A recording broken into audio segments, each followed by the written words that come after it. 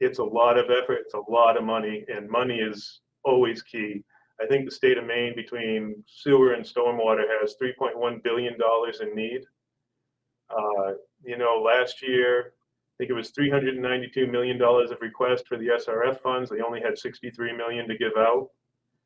So yeah, aging infrastructure is definitely an issue. And most of our plants, were built in the 70s. They're now 50 years old. They've seen some upgrades over the years. A lot of them were upgraded in the 90s. But even that, now the 90s is 30 years ago. And it pains me to say that because I graduated in 90.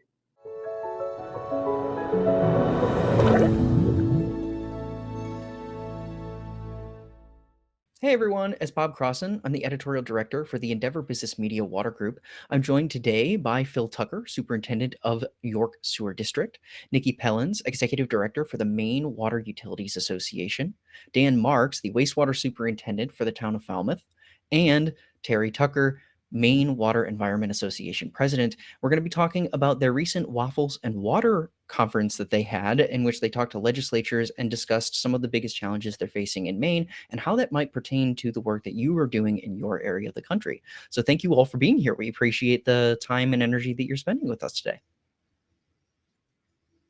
So first question first, could you kind of maybe set the stage here?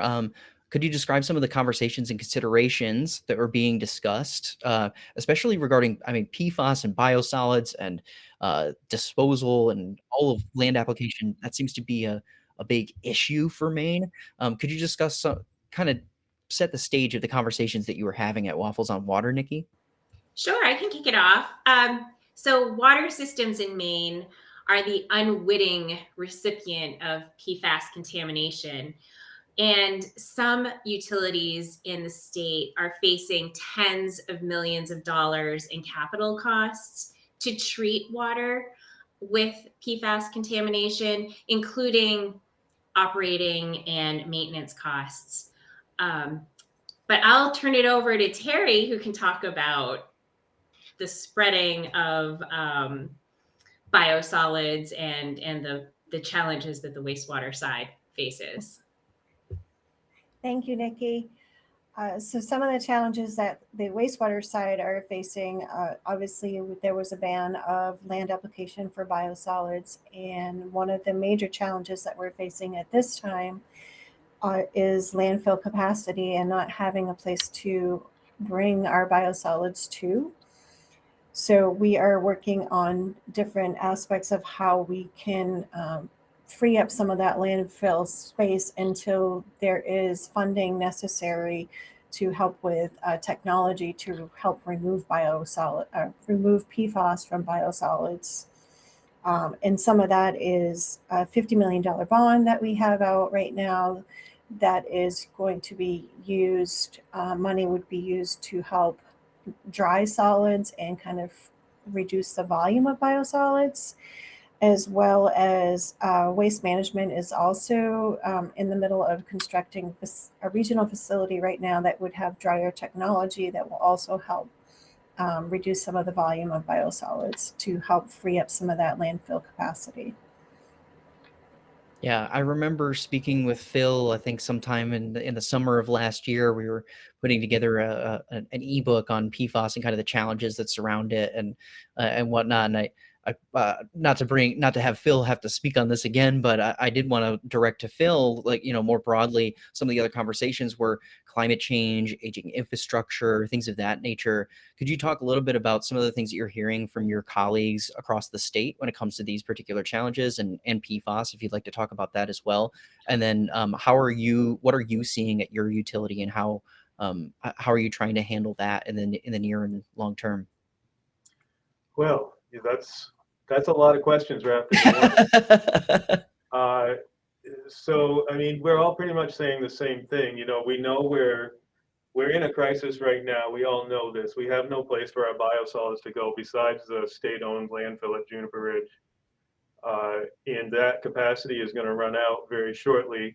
I believe it's 2028 is when it's projected to run out, and we're in 2025 now, so that's right around the corner. Mm-hmm. As Terry mentioned, there is some progress towards volume reduction. You have the dryer she mentioned. You also have in Brunswick, At the old Naval Air Station, they have a digester they're trying to bring online. However, there are a lot of opponents to that. Primarily, the town council of Brunswick is really impeding progress on that. So a lot to follow there. Yeah. So in terms of aging infrastructure and climate change, what are some of the impacts that you're seeing on that front? I feel like every utility has aging infrastructure they have to manage now. So I'll tackle the climate change first. So one of the things that's ironic is that the ban on land application contributes directly to climate change. We're now putting another 8,500 cubic tons of carbon dioxide in the air because we're not land applying biosolids. So you've taken a problem, and I admit, PFAS is a problem. We all know this. But you've taken a problem that was localized in a few areas, and now you're contributing to a global problem by banning the land application of biosolids. You're no longer sequestering carbon. And biosolids has been proven to increase crop yields. There's just so many benefits to it that it's unfortunate we had to go down this road. Otherwise for climate change, we're seeing rising sea levels. We had in 2024, we had 4 storms that impacted us pretty drastically. At one point in January, we could not get any flow out of the plant because between the astronomical high tide and the storm surge, we go by gravity for our discharge, and we were only a short ways away from overflowing the sidewalls of our clarifiers. It's pretty intense here in coastal Maine, and I'm sure you've all seen the videos of it. For infrastructure, it's the same story probably around the country. A lot of our systems were put in prior to 1950. Those pipes are deteriorating. As much as we try to keep up with things, it's a lot of effort, it's a lot of money, and money is always key. I think the state of Maine, between sewer and stormwater, has $3.1 billion in need. Last year, I think it was $392 million of requests for the SRF funds. They only had $63 million to give out. Aging infrastructure is definitely an issue. And most of our plants, were built in the 70s. They're now 50 years old. They've seen some upgrades over the years. A lot of them were upgraded in the 90s. But even that, now the 90s is 30 years ago. And it pains me to say that because I graduated in 90. Well, I'm younger than you are, and it pains me to also hear that. So, well, Dan, how about you? What do you see from your perspective in Falmouth? What are you experiencing when it comes to climate change, aging infrastructure, PFAS, and all that? And how are you trying to manage that for your utility?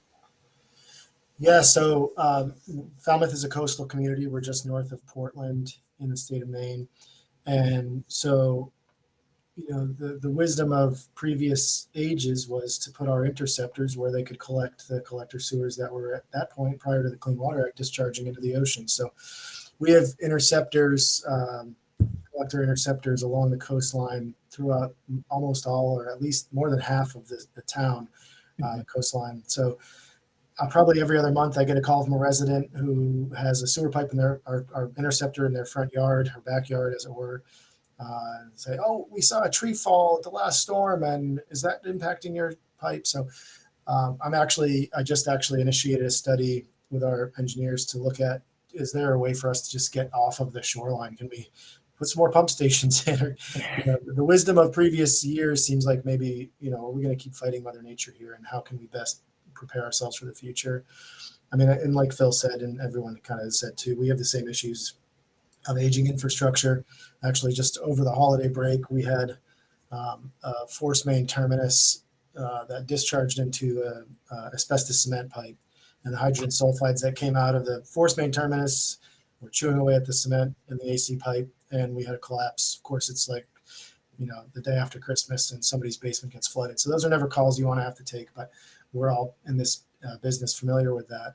But the costs are something that I think we are going to keep having to come back to. When the Clean Water Act came out and there were federal grants at 90 cents on the dollar to put all this stuff in, there's not the same political will this day and age to do that. So it's going to fall on our ratepayers, which, as we say on the PFAS front all the time too, it's not really on our ratepayers to clean up the messes of past industry.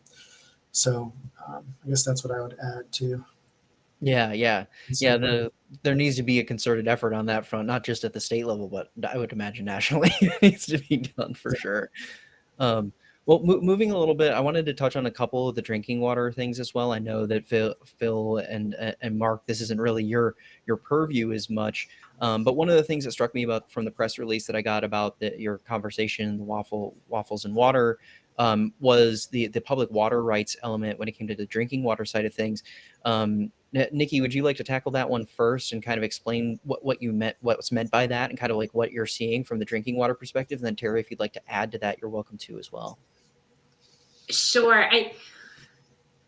I would say that there is a perception in Maine that bottling water companies are going to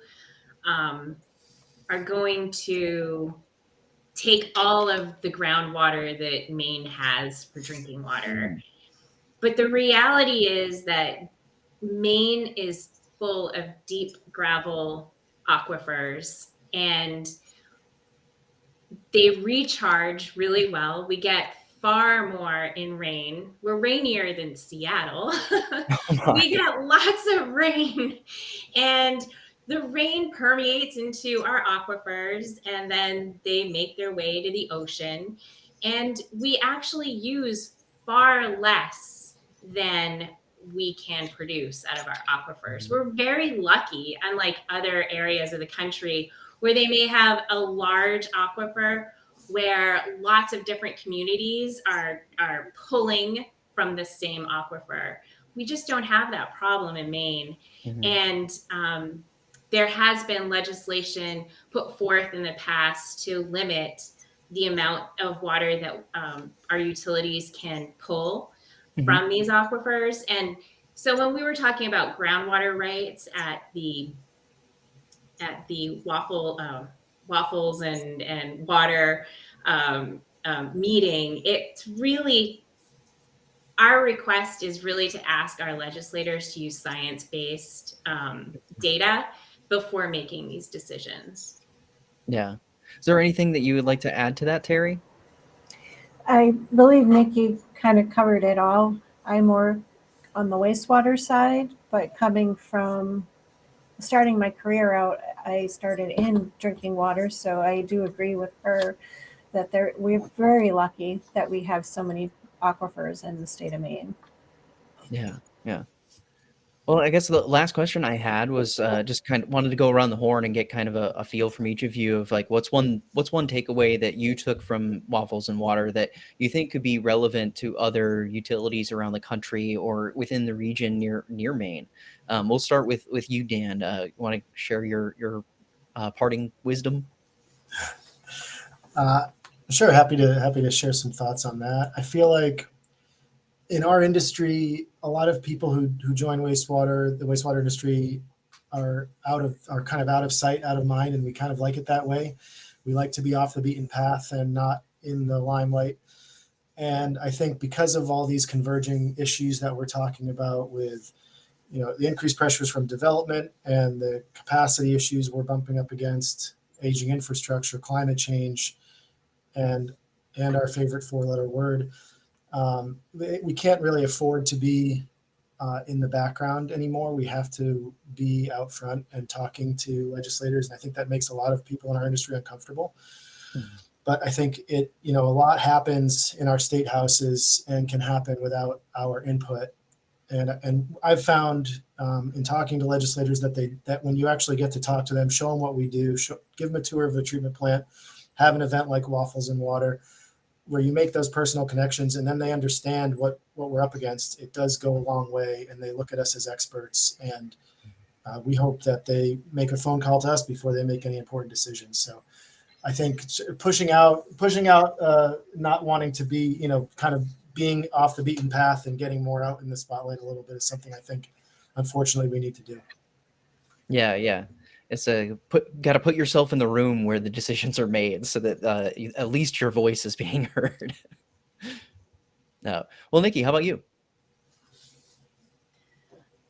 I know that we've talked about infrastructure and aging infrastructure in particular. And I know that our utilities are doing their best to continually upgrade and update the infrastructure that they do have, but that's coming at a skyrocketing cost. And so from my perspective, I think as long, and I'm sure I speak for all of us when I say that having our states meet our match for SRF funding is incredibly important for all of our utilities. To build on what Nikki said, the SRF funding in the match. I know that our senators and representatives down in D.C. Have our best interests in mind, but taking away from SRF to give congressionally directed spending is literally killing the SRF program. I think the base amount that Maine is probably going to see this year is around $4 million. And you probably double check these numbers, but I believe it should be up around 13 and a half for clean water SRF. Yeah. So yeah, write your state reps down in DC and let them know that they have good intentions, but they're hurting us more than they're helping us. Yeah, that is certainly something that I have heard, not just from you, but from other utilities in other states.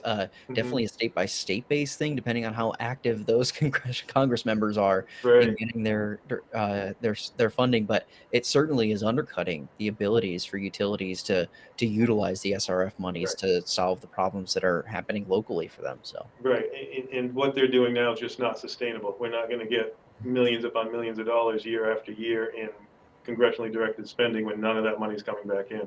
Well, I'm going to piggyback off of what Dan said, and my advice would be to say advocate. Education. Education is key to getting the knowledge out there to the legislature, to the people that are important, whether it's your senators or representatives, to educate them on what we actually do, why it's so important that we need the funding, why it's so important on every day of what we do, whether it's drinking water or wastewater. We need to get that education out there to them and the importance of that funding and to keep our infrastructure going. yeah. Well, thank you all for your time. I appreciate you taking the time to talk with me today and talk a little bit about the challenges that you guys are facing. I think there's a lot of things here that other wastewater utility professionals and even drinking water utility professionals will resonate with them, and they'll understand that they're not alone in this either. So, which I think is a very valuable element, I'm sure, of even just your Waffles and Water event. So, well, thank you all for being here and for your time. I appreciate all of it.